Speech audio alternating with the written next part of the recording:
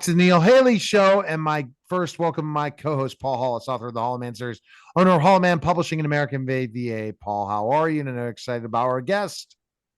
Always excited to have Bill Nelson here. He's a multi-talented writer, one of the best I've seen. So welcome, Bill. Thank you, Paul. All right, High Bill. praise. All right, so Bill, I was intrigued by creating content for you, and I learned a little bit more about the main character, Will Sorensen.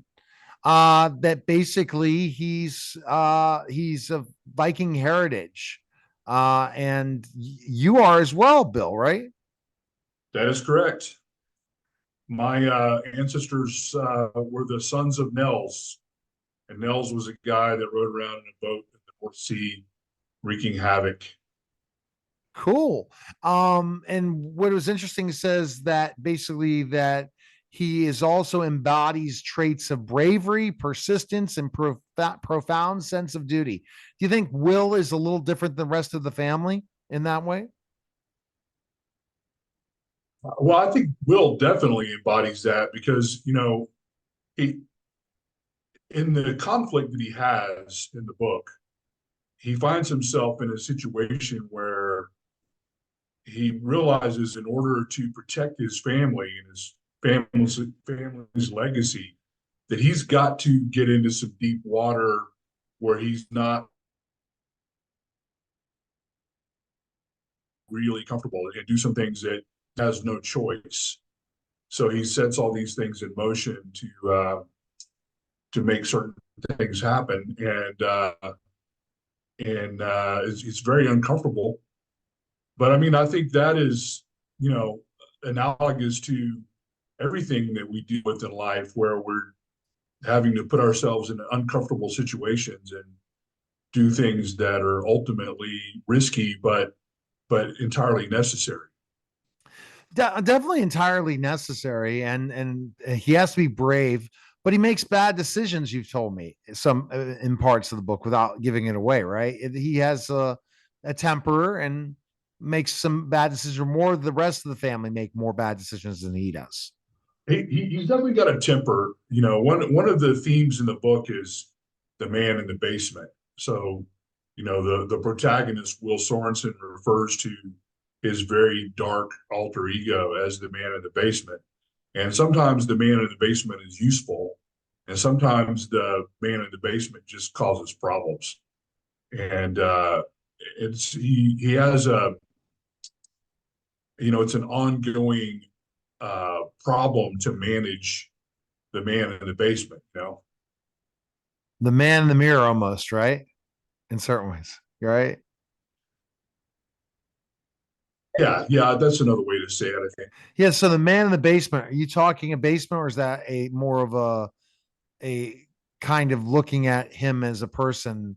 And what define basement for me when you're trying to say man in the basement? Well, it's the basement of his soul. It's the corners of his psyche where no one ever goes but him. And that's where the man in the basement lives, is in those dark corners. It's all of the, it's I mean, I firmly believe that all people have hopefully more good than evil, but there's like not zero evil in people. People have tendencies, and you can, when you go into like severe military training, they're trying to nurture the darker part of your humanity to go out and do things that are very difficult and brutal, right? And so everyone has that potential. And Will Sorensen certainly has that potential, and maybe more of that potential than most people, and more of that potential than he's really comfortable with. And so, he has to be more diligent about managing it. But then there's a couple of instances in the book where he decides to just let it go. It's like, I really need that guy right now to be front and center. Why do people like Will Sorensen or other people want to redeem themselves? Or also, I don't know if you say the redeem word. Sometimes it's trying to get even with something as well, right? Or make something right that yet could cause a lot of conflict. Well, so, we talked in the beginning of the interview about Viking heritage. So, the Vikings were, very warring people. They were all about war. They liked war, you know, and to live in the 20th century or 21st century, you kind of really have to be much more civilized. And so there's this ongoing internal conflict where you're wrestling with, your kind of genetic predispositions to violence and war and chaos and mayhem, um, but also trying to fit into the modern world where those things are discouraged. But you get into situations with people, as Will does in the book, where the other side is not trying to be civilized, and the other side has no care for consequences or who gets hurt. So he realizes that, this is an appropriate situation to tap into his darker alter ego and bring that part of himself out on full display. Exactly. And that darker ego is something to look out for, isn't it? Well, you don't want to let it completely consume you, because then your life wouldn't work anymore and you would alienate everybody around you, or you might wind up in prison, or you might wind up dead, right? So you can't let those parts of your personality uh, go completely unchecked. Like, so talking about me, for example, I have all of that in my blood too. I mean, I have axe swinging, raging, psycho in my own soul. But I got into martial arts really early in my life when I was about 10 years old. And over time, my pursuit of martial arts gave me tools that I really leveraged to subdue the more uncontrollable aspects of my own personality, right? And it has allowed me to function properly in society as a pretty even person. And I've never subjected anyone in my family to any kind of violence, and I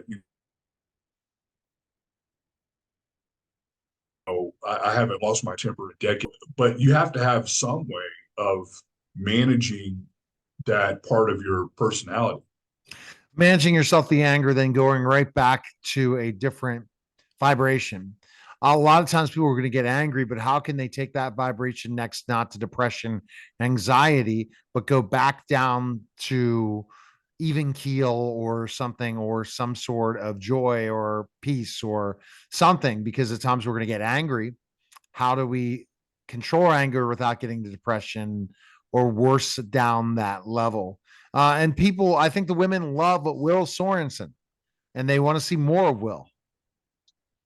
Well, so, Will embodies certain things that I think are kind of missing in the world today. He's, like we hear a lot in the world today about toxic masculinity. And Will Sorensen would be a great example of what people refer to as toxic masculinity.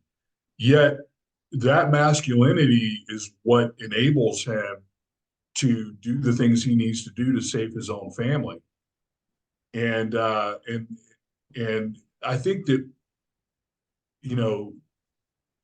that masculinity has been so maligned and therefore subdued that people are starting to realize that that's a problem also. Exactly. And that there's a need for strong masculine men in the world, and certainly Will is all of that for sure. But you have to, like I said, you have to be able to keep it in check and have some tools. What I have always done is rely on really two principles. One is discipline, and I get that from the martial arts. If you ever get really upset, you can just go out in the backyard and do a kata, and whatever your anger or your discontent is will kind of get absorbed in the discipline of what you're doing. And then the other thing is to make a concentrated effort to pursue beauty, to pursue beautiful things. So I like green trees. I like to go on my sailboat out in the open ocean and watch the sunset out there. I love the smell of the salt water and the sound of seagulls. And I love it when the dolphins come up to the boat and spray me. That's those kinds of beautiful experiences are, combined with discipline is what kind of keeps me on the rails and has all my life, since I was very young. So it's all the yin and the yang. It's the balance of the light and the dark. And to be successful people, we need to have both sides of our personality intact. We need to have the light and the dark and be able to have those things in balance. Now, the best place to find information on you is bloodandfirebook.com, bloodandfirebook.com. And then you can pick up the book there or go to Amazon, write a nice 5-star review. You continue to get those big 5-star reviews, and people love when you come on to talk about your book. So thanks again, Bill, for stopping by. Thank you, guys. Appreciate it. You're listening and watching The Neil Haley Show, and we'll be back in just a moment.